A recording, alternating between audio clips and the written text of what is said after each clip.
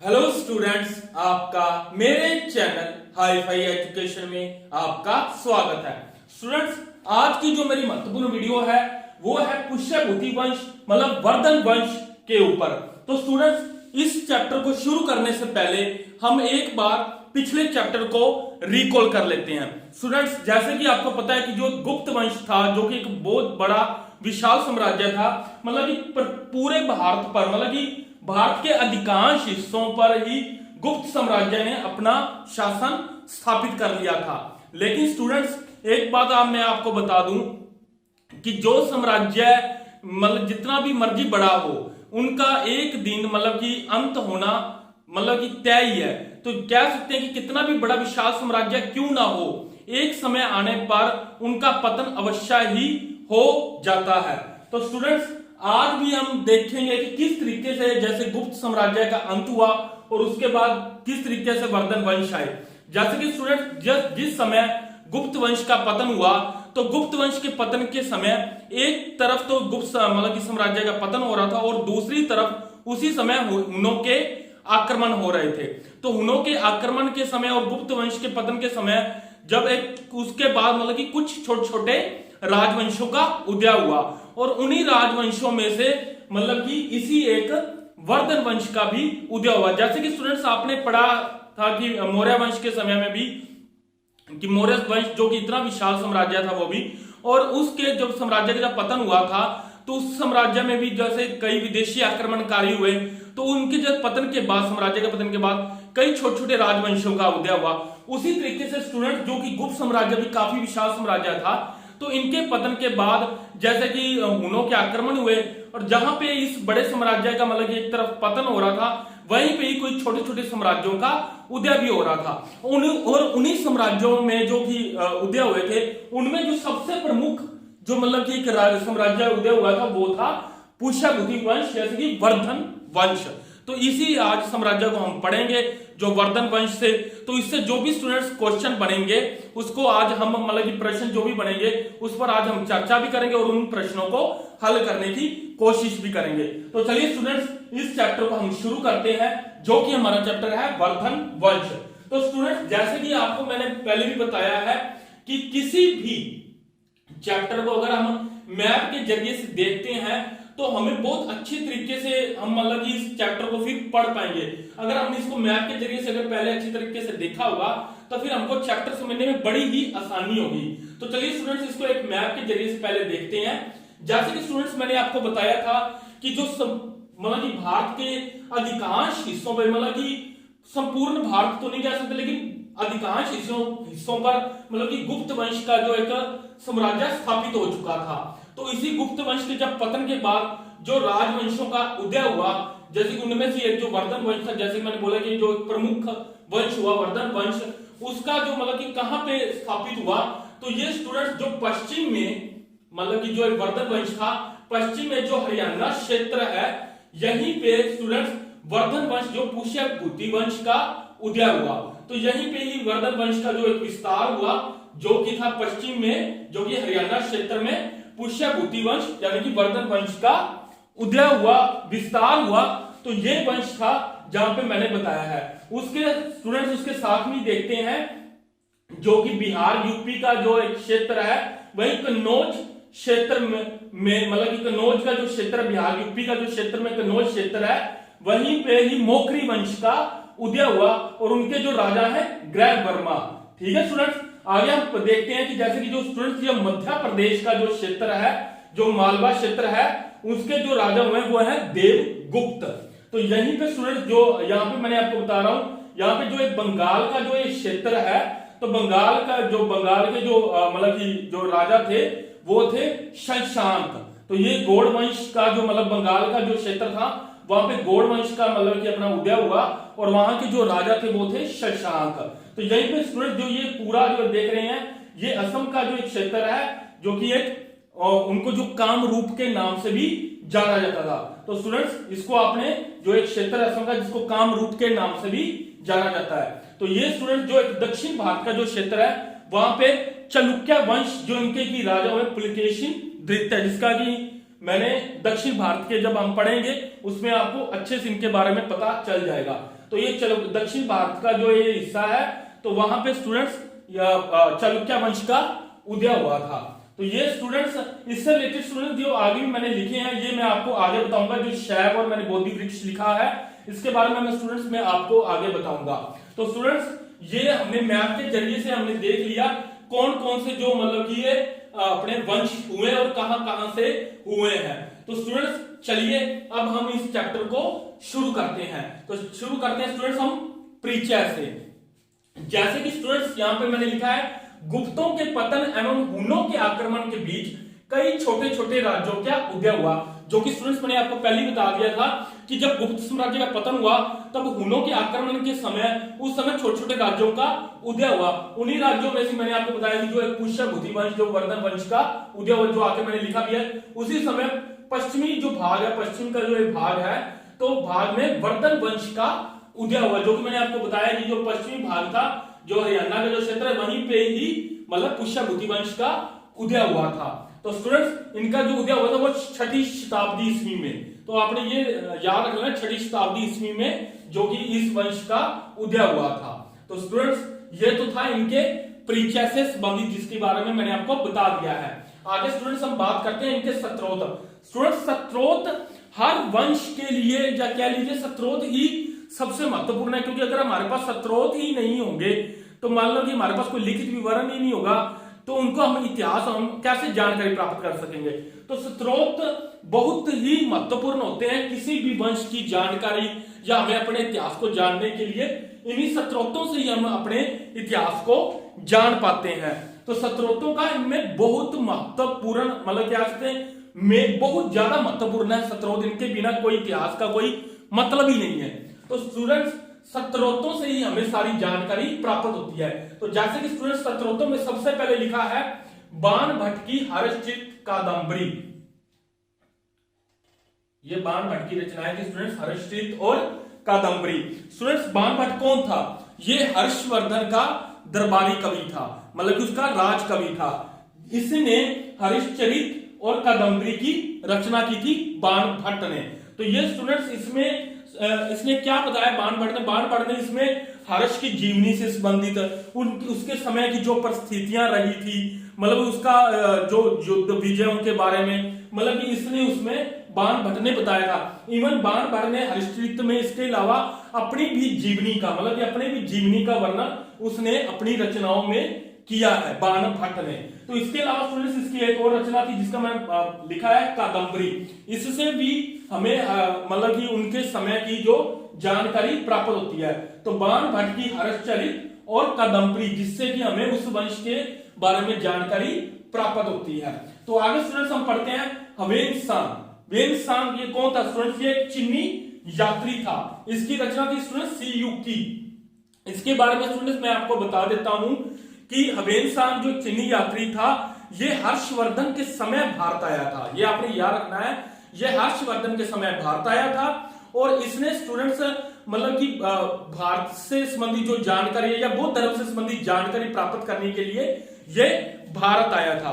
तो इसने स्टूडेंट्स जो बौद्ध धर्म से जानकारी प्राप्त की और जो भारत में आके जो भारत की जो जानकारी या मतलब हर्ष की के समय में जो भी मतलब कह लीजिए कि उस समय की जो इसकी सामाजिक स्थिति, जो उस समय देश की आर्थिक स्थिति, राजनीतिक स्थिति, उसने इन सब का वर्णन अपनी जो एक रचना है सीयू की इसमें किया था। तो स्टूडेंट्स ह्वेनसांग के बारे में यही इंपॉर्टेंट है कि ये हर्षवर्धन के समय भारत आया था। और इसको स्टूडेंट्स एक बात मैं और बता दूं, इसको यात्रियों का राजकुमार कहा जाता है। ये आपने एक बात याद रखनी है, ह्वेनसांग को यात्रियों का राजकुमार कहा जाता है। और इसने अपनी जो यात्रा का जो विवरण मतलब कि जो अपनी सारी यात्रा का विवरण इसी रचना में किया है।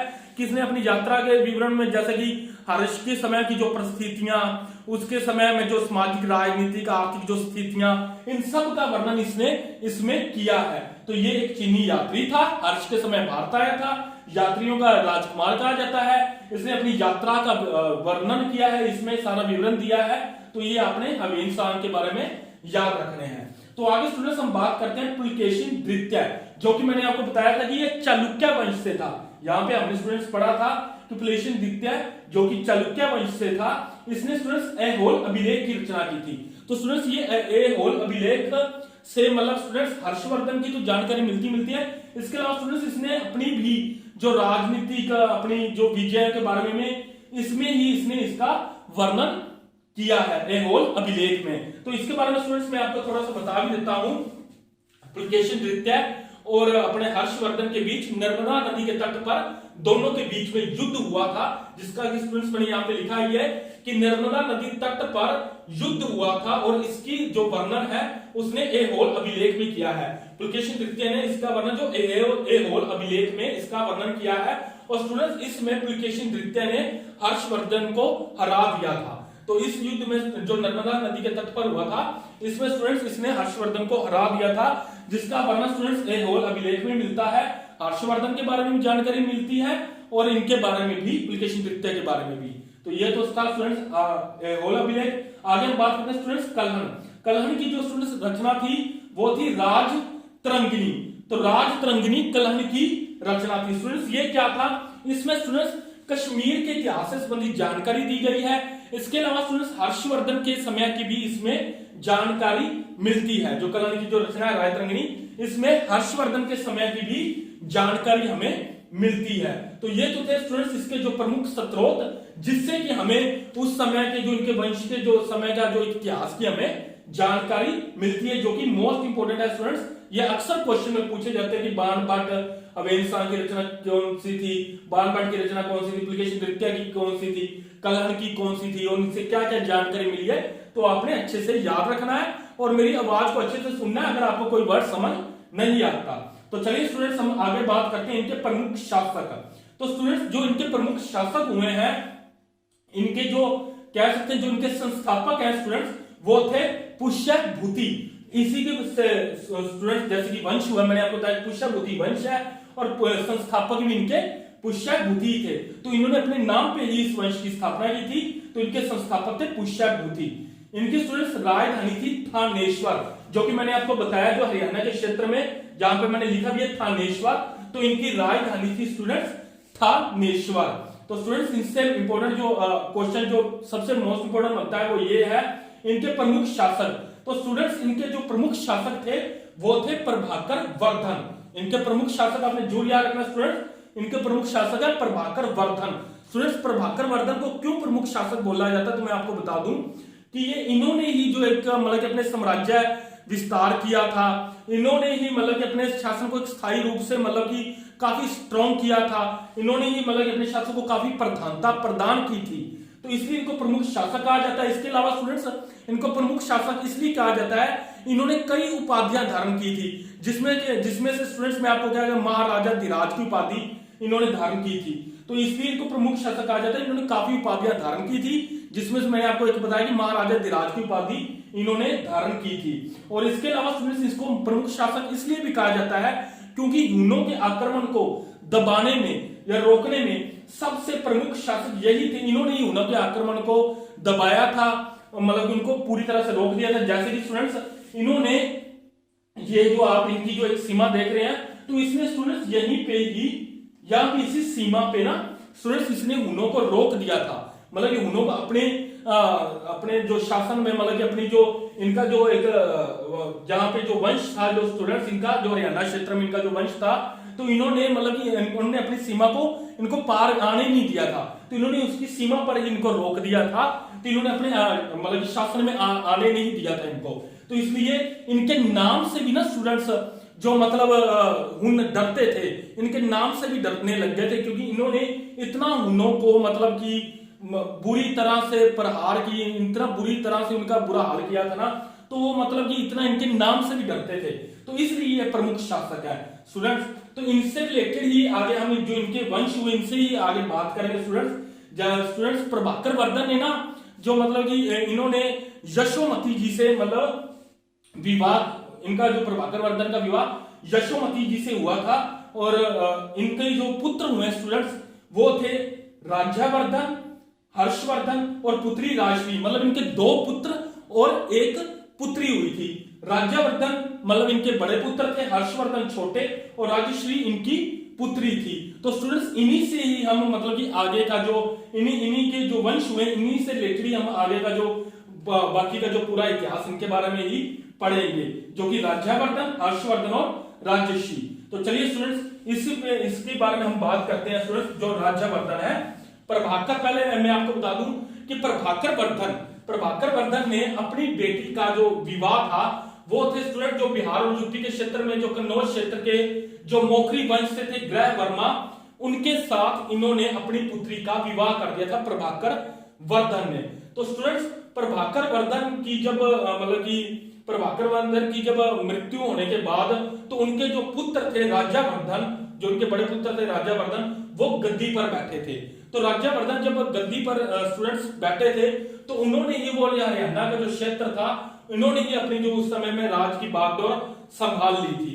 तो स्टूडेंट्स उस समय में जो इनकी जो कह सकते हैं जो एक पारिवारिक संबंध जो कि कन्नौज जो कि मोखरी वंश के राजा ग्रह वर्मन के साथ हो ही गए थे, क्योंकि उनके रिश्ते में इन्होंने अपनी बहन दी थी, मतलब इनके जीजा बन गए थे। तो इसलिए इनके वंश और मतलब कि दोनों वंश में जो एक पारिवारिक संबंध बन गए थे।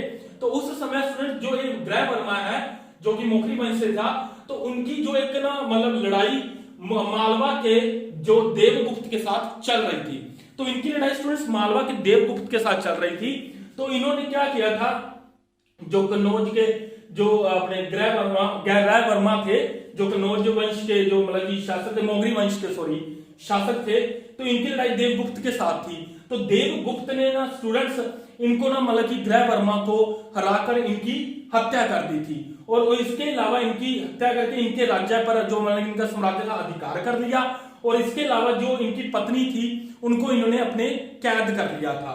तो उस समय जो इनके जो भाई थे जो कि राज्यवर्धन थे, जो कि उस समय में हरियाणा क्षेत्र में थे, जो तो उन हरियाणा के क्षेत्र में ये जो शासक थे, तो उन्होंने स्टूडेंट्स क्या किया था कि उन्होंने देखा कि मेरी बहन को मतलब कि अपने कैद कर लिया है। तो उनके सामने उस समय में दो मतलब कि विकल्प थे, कह लीजिए कि एक तो ये था कि अपनी जो बहन का जो मतलब एक राज्य था उससे छुड़ाना था, और दूसरा अपनी बहन को उसकी कैद से वापस लाना था। तो इसने स्टूडेंट्स क्या किया कि जो अपना राज्यवर्धन था उसने देवगुप्त के मतलब पर आक्रमण किया, और इसको स्टूडेंट्स पराजय किया, मतलब इसकी हत्या कर दी, और उसकी हत्या करने के बाद उस समय मतलब अपनी बहन को भी छुड़ा लिया। तो लेकिन स्टूडेंट्स इसमें आगे क्या हुआ कि मैं आपको बता दूं कि जो ये मालवा के देवगुप्त हैं, इनके ही दोस्त थे जो कि बंगाल के शासक शशांक। तो बंगाल के जो शासक थे स्टूडेंट्स शशांक, वो इनके मित्र थे। तो इन्होंने स्टूडेंट्स क्या किया कि बंगाल के जो शासक थे शशांक, इन्होंने स्टूडेंट्स मतलब इनसे बदला लेने के लिए अपनी दोस्त की मौत का, तो इसने स्टूडेंट्स दोबारा से मतलब कि आक्रमण किया राज्यवर्धन पर। तो इन्होंने स्टूडेंट्स राज्यवर्धन को धोखे से मार दिया, और राज्यवर्धन को धोखे से मारने के बाद स्टूडेंट्स इसने थानेश्वर का जो मतलब कि हरियाणा का क्षेत्र और जो इनका जो कन्नौज के क्षेत्र पर अधिकार कर लिया। और जो इनकी जो एक बहन थी जिसका नाम राजश्री, वो कहते हैं कि वो भागकर जंगलों में चली गई थी। हालांकि इसके बारे में कोई जानकारी इतनी नहीं है, लेकिन कहा जाता है कि उनकी बहन जो भागकर जंगलों में चली गई थी। तो स्टूडेंट्स फिर क्या हुआ कि अभी राज्यवर्धन की भी हत्या कर दी शशांक ने। तो फिर स्टूडेंट्स जो इनके भाई थे हर्षवर्धन, उनको उस समय राजगद्दी पर बैठाया गया, जो कि वर्धन वंश की राजगद्दी पर इनको बिठाया गया। लेकिन उस समय स्टूडेंट्स मैं आपको बता दूं इनकी उम्र थी 16 वर्ष, जो कि 606 ईस्वी में ये राजा बन गए थे। जब आगे मैं आपको बताऊंगा, ये उस समय गद्दी पर बैठे थे। तो स्टूडेंट्स इसके बारे में बात करने से पहले एक बार हम इसको रिकॉल कर लेते हैं कि राजश्री का विवाह कन्नौज के मोखरी राजा ग्रह वर्मा के साथ हुआ, और मालवा शासक देवगुप्त ने ग्रह वर्मा की हत्या कर दी और राजश्री को बंदी बनवाया। तो ये स्टूडेंट्स हमने पढ़ा। आगे स्टूडेंट्स ने लिखा कि राज्यवर्धन ने देवगुप्त की हत्या कर दी, पर शशांक ने धोखे से राज्यवर्धन की हत्या कर दी, जो कि मैंने स्टूडेंट्स आपको पहले ही बता दिया। तो इस तरीके से स्टूडेंट्स फिर हर्षवर्धन आए, और हर्षवर्धन 606 ईस्वी में मात्र 16 वर्ष की आयु में ये उस समय अपनी राजगद्दी पर बैठे। तो इनके सामने स्टूडेंट्स उस समय 3 विकल्प थे। वो क्या थे कि पहला ये था कि इसने अपना और अपने जो बहन का जो एक राज्य था वो वापस लेना था। दूसरा यह था इसने अपनी बहन को मतलब कि उसके चुंगल से छुड़ा के लेके आना था। और तीसरा यह था कि इसने अपने भाई का बदला भी लेना था।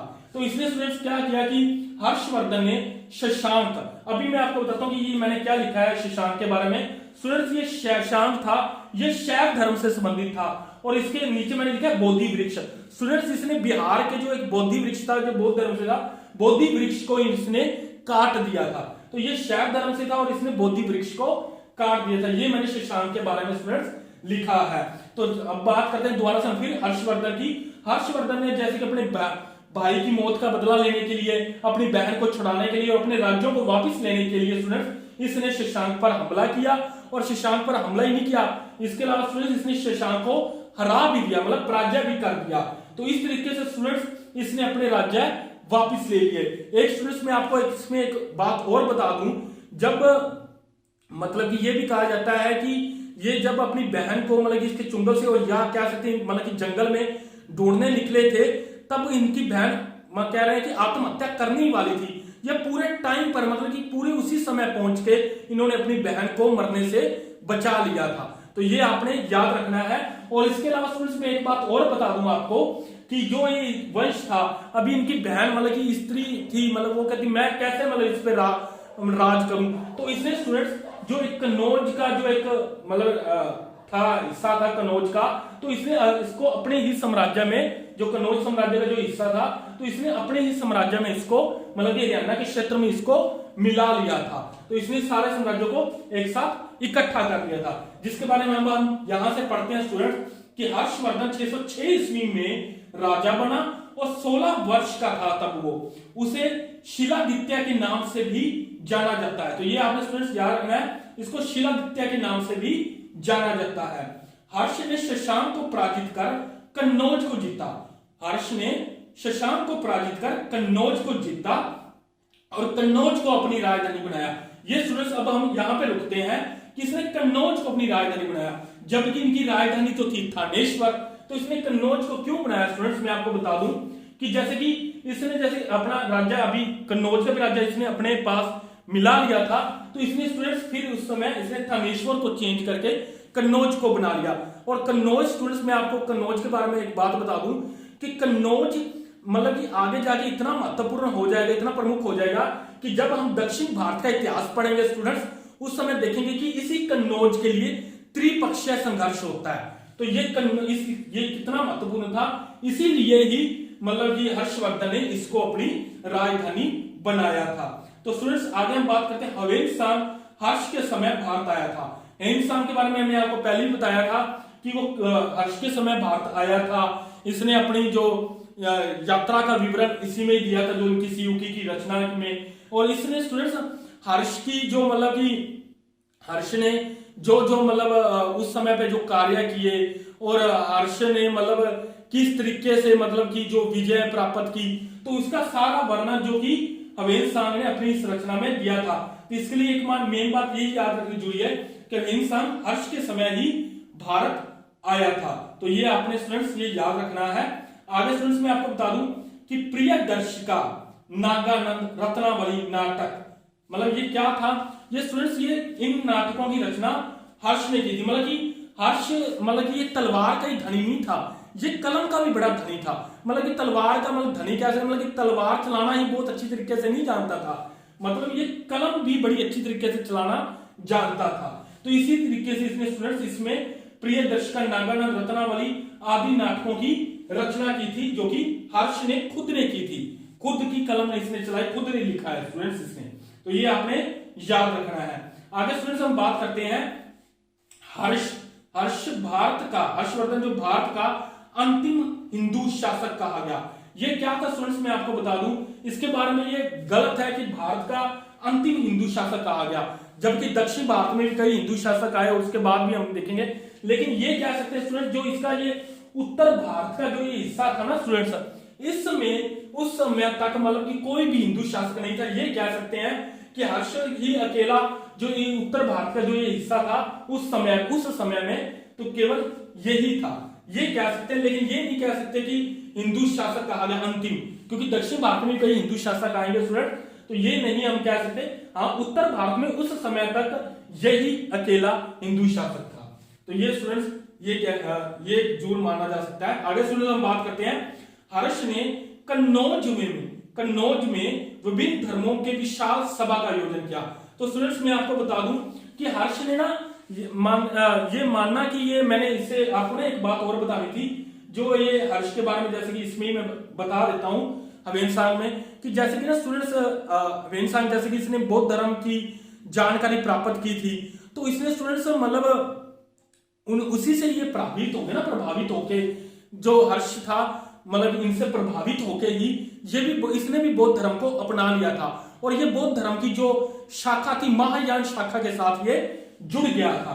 तो इन्हीं से ही प्रभावित होकर, जो कि मैंने ह्वेनसांग में आपको बताना था हर्ष के बारे में, कि ये बौद्ध धर्म की महायान शाखा के साथ जुड़ गया था। और उसी से रिलेटेड स्टूडेंट्स यहाँ पे बात की है कि जो हर्ष था ये बौद्ध धर्म से संबंधित था, ये बौद्ध धर्म की महायान शाखा के साथ जुड़ा हुआ था, लेकिन इसके अलावा स्टूडेंट्स इसने कन्नौज में विभिन्न धर्मों, लेकिन ये बाकी धर्मों का भी सम्मान करता था, तो इसने कन्नौज में विभिन्न धर्मों के विशाल सभा का मतलब कि अलग अलग धर्मों की एक विशाल सभा का इसने आयोजन किया था, वो था कन्नौज में किया था।